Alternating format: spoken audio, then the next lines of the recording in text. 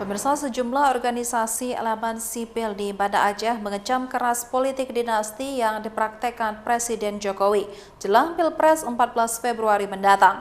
Bahkan mereka menilai aksi kepala negara mendukung salah satu paslon tersebut bentuk dari mundurnya sistem demokrasi di Indonesia.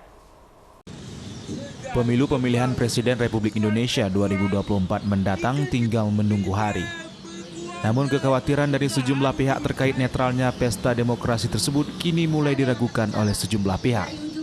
Salah satunya seperti dirasakan 3 organisasi elemen sipil di Banda Aceh yang terdiri dari para anak muda penyandang disabilitas serta kaum perempuan.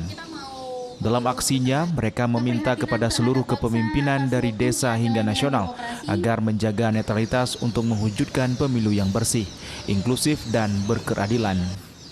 Menolak segala bentuk pelanggaran konstitusi serta menolak politik dinasti. Dalam pernyataan sikap terbuka, mereka menilai sikap Presiden Jokowi yang mendukung salah satu paslon sebagai kemunduran demokrasi yang ada di Republik ini. Politik dinasti juga salah satu ancaman dari demokrasi ya Bang, bagaimana kita lihat hari ini praktek-praktek ini yang dilakukan sehingga masyarakat ini bisa menilai lah bagaimana demokrasi bangsa ini yang selama ini kita jaga, mulai dari ujaran kebencian yang capek-capek kita jaga, tapi hari ini dipraktekkan oleh pemimpin negara. Mengantisipasi potensi kecurangan dalam pemilu 14 Februari mendatang, mereka meminta seluruh komponen masyarakat untuk memantau, mendokumentasikan berbagai peristiwa kecurangan yang terjadi mulai dari sekarang hingga perhitungan suara nanti.